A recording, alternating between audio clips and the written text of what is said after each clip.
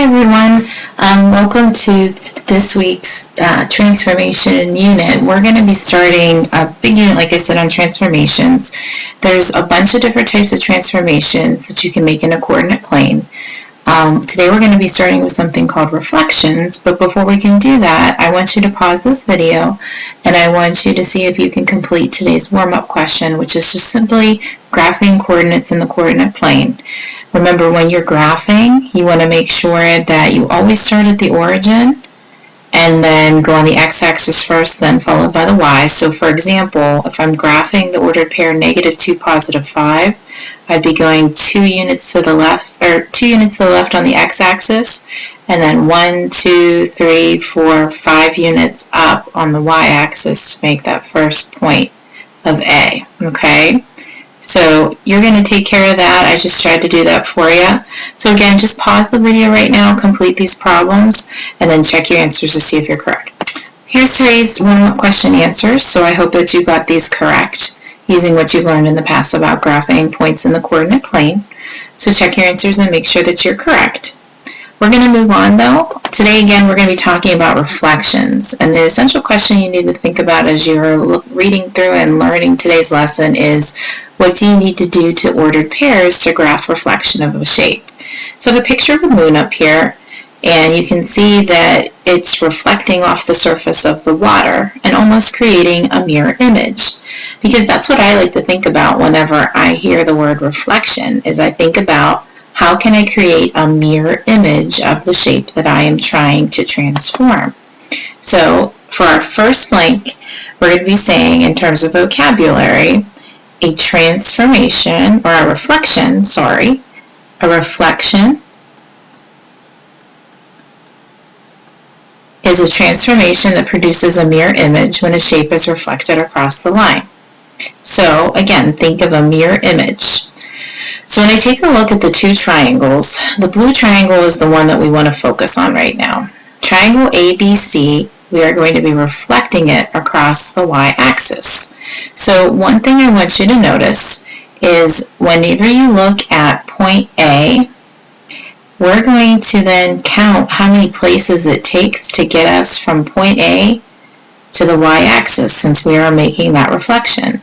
So if I start at point A and count from point A to the y-axis, I want to keep that number in my head. So it looks like there's 1, 2, 3, 4, 5, 6, 7 places until I get to the y-axis. If I'm going to be making a reflection of point A across the y-axis, I want to count then 7 places from the y-axis in the opposite direction to make my other point, which would be A with this little apostrophe above it. How you would properly say that is A prime. So again, when I did that, I counted how many places it took me to get from point A to the y-axis. That was 7 places. So then I started at the y-axis and made 7 places in the opposite direction to make A prime. We're going to do the same thing with the other ones as well. So if I start at point B, I'm going to count from point B 1, 2, 3 places until I get to the y-axis. Then I'm going to start to make the reflection starting at the y-axis and count that many places over to get to B prime. So again, that was 3 places to get to the y-axis. So then I want to count over another 3 places from the opposite direction to make my point of B prime. You're going to do the same thing with C and C prime. So if you see from point C, it's 4 places to get to the y-axis.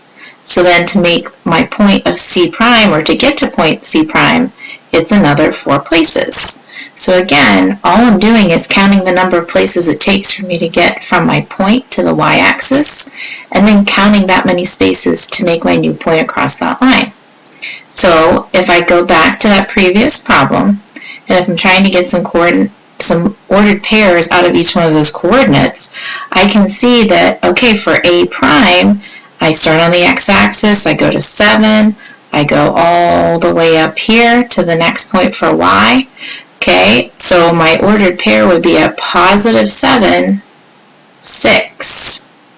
If I go to B, for B prime, I went over 3 places and then up as many as I was at before. So the ordered pair that I would have for B prime will be 3, 6. And then if I go back for C, I can see that I went over 4 places on the x-axis, 2 places up on the y-axis. So my ordered pair would be 4, 2. Now, I'm not all about memorizing rules, but some of you guys might notice that there's a pattern here. If you look, all of our x values that we have, every single one of them is opposite signs. So I had 7, 3, and 4. I'm sorry, -7, -3, and -4, and it became +7, +3, and +4. The other thing I want you to notice is look at your y values. 6, 6, and 2. Again, 6, 6, and 2. So they are staying the same. So if you wanted to memorize a rule, which I don't recommend that you do this because all you can do is just count too, you keep your y value the same if you're doing a reflection across the y-axis, but the x value will take its opposite sign. So remember, this sign can also mean opposite, not to mention just besides a negative. So you want to do the opposite sign of x and keep your y value. Reflections can be done across the x-axis as well as lines across the coordinate plane as well. But the process is still the same. Again, all you're going to do is count from A to the x-axis since we're doing a reflection across the x-axis. So if I start at point A and I count this time to the x-axis because that's where I'm doing my reflection, you can see that there are 6 places to get me from A to the x-axis. Well, if I were asked to make A prime or the reflection across the x-axis, I would have to count 6 places to get from the x-axis to A prime. You can see that if you do the same thing for B to the x-axis, there would be 6 places. And to get from the x-axis to B prime, that mirror image, 6 points again. To get from C to the x-axis, it's 2 places. And then again, to get from x to the reflected point of C prime, it's 2 places. So again, we're going to notice that those points are equidistant, which means it's the same amount of places from the point to the x-axis as it is the reflected image. And remember, we indicate the new reflected image with those apostrophes, A prime, B prime, and C prime. So again, if I'm taking a look at the ordered pairs, A, which was at -7, +6, is still at -7, but this time it went all the way down on the y-axis to -6. So I'm going to write this down as -7, -6. If I take a look at B, it started out at, I believe that's -3, +6. Then if I take a look at what the new ordered pair would be for B prime, it's -3, but instead of +6, it's -6.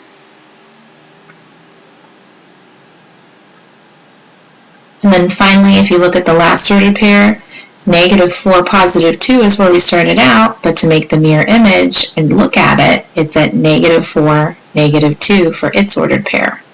So again, you don't need to actually memorize rules, but if you're a rule follower and you like to memorize them, one thing to notice is all of our y values this time went opposite. So instead of +6, +6, 2, we see -6, -6, -2. The one thing that stayed the same though were our x values. So now we have -7, -3, -4 in the beginning. We see these pop up as well. So if you again wanted to memorize a rule, which again, I don't recommend, you don't have to, but our x values stayed the same and our y values went opposite. So we're going to practice using these 2 rules by actually doing 2 different types of reflections, and then we're going to write down what the correct ordered pairs would be. So if you want to pause the video right now and try to see if you can do this on your own, you can, or you can just keep following along with me and I will do the same. So we can see we have the ordered pairs plotted for triangle ABC. If I'm going to start and try to do a reflection on point A, and I know I'm going to the y-axis, I can see that I'm 0 places away from the y-axis. So this sounds kind of weird, but when you do your reflection for A prime, it's 0 places, so it actually stays in the same exact location. So A prime would be at 0, 7.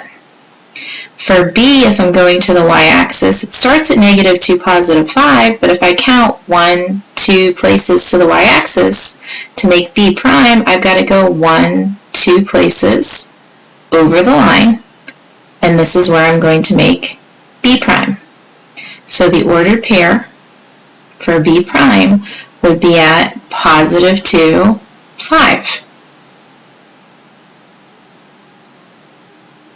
And then finally, for C prime, it starts out at 4, -3, but if I count how many places it's going to take me to get to the y-axis, that's going to be 1, 2, 3, 4 places. So I'm going to do the same thing. 1, 2, 3, 4 places. I'm going to make my point for C prime. If I see how many places that would be for the ordered pair, if I start at the origin, that's at -4, -3 right now. So again, if you're using your rules, you can see that our y values are the same, but our x values went opposite.